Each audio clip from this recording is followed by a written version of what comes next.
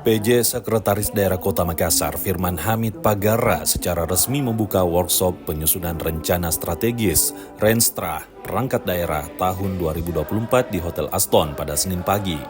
Kegiatan ini digelar oleh Badan Perencanaan Pembangunan Daerah Bapeda Kota Makassar dengan dihadiri para perencana dari berbagai SKPD. Dalam sambutannya, Firman menjelaskan penyusunan Renstra harus selaras dengan Rencana Pembangunan Jangka Menengah Daerah (RPJMD) setelah terpilihnya Wali Kota dan Wakil Wali Kota Makassar untuk periode 2025-2029. RPJMD 2025-2029 ini nantinya harus disusun linier dengan Renstra SKPD untuk periode yang sama agar pembangunan di Kota Makassar berjalan sesuai dengan visi dan misi kepala daerah terpilih. Firman mengungkapkan workshop ini menjadi langkah awal penting untuk mematangkan penyusunan dokumen perencanaan strategis yang berkualitas dan berharap dengan mengikuti workshop ini, peserta dapat lebih memahami proses penyusunan yang sesuai dengan kebutuhan dan tantangan pembangunan di Kota Makassar.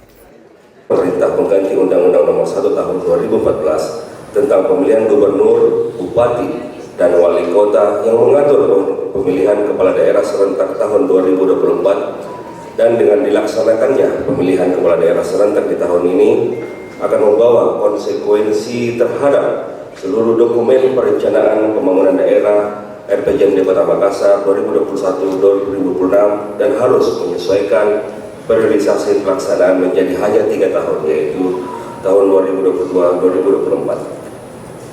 Setelah pemilihan nanti di bulan November, pemerintah Kota Makassar wajib menyusun RPJMD tahun 2025-2029 yang akan dilaksanakan secara linear dengan penyusunan Renstra SKPD tahun 2025-2029. Untuk mendukung penyusunan dokumen Renstra SKPD yang berkualitas, maka diperlukan peningkatan kapasitas sumber daya manusia aparatur perencana SKPD. Dan melalui kegiatan workshop ini yang akan dilaksanakan pada hari ini oleh Bapak narasumber yang terhormat. Hadirin Bapak Ibu, saudara yang saya hormati, dokumen RPJMD Kota Makassar 2025-2029 nanti